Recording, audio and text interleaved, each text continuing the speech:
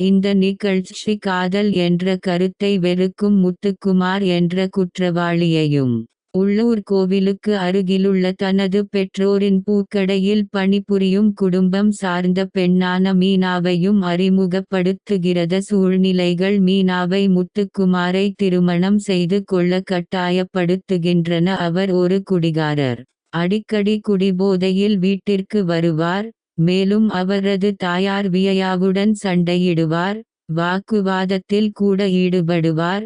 அவரது மோசமான கடந்த காலத்திற்காகவும் அவரது கெட்ட பழக்கங்களுக்காகவும் அவரை வெறுக்கிறார். முத்துக்குமாரின் குடும்பத்தில் அவர் மீது அன்பும் பாசமும் கொண்ட 3 பேர் மட்டுமே. ஓய்வு பெற்ற லோகோமோட்டிவ் பைலட் அண்ணாமலை, சமையல்காரராக பணிபுரியும் அவரது தம்பி ரவிக்குமார் மற்றும் அவரை வளர்த்த பாட்டி நாச்சியார். முத்துவின் மூத்த சகோதரர் மனோய்குமார் ஒரு வசதியான நிறுவன ஊழியர் மற்றும் வியாவின் விருப்பமான மகன். அவர் சுயநலவாதி, பணத்தில் அக்கறை கொண்டவர், அந்தஸ்தில் அக்கறை கொண்டவர்.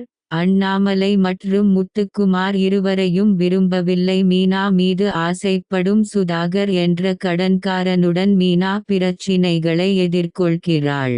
அதேபோல் மோசமான நிதி நிலைமையும் உள்ளது. முத்துவும் மீனாவும் அடிக்கடி சண்டையிடுகிறார்கள்.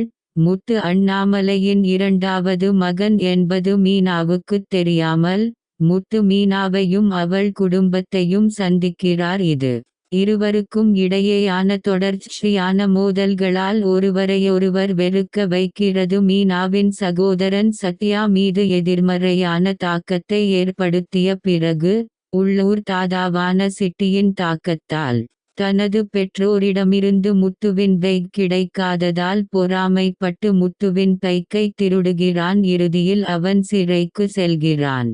ஆனால் மீனா கேட்டதற்கு பிறகு முத்து வழக்கை வாபஸ் பெற்ற பிறகு விடுவிக்கப்படுகிறான். பின்னர் சத்யா அவனது தந்தையிடம் கடுமையாக பேசுகிறான்.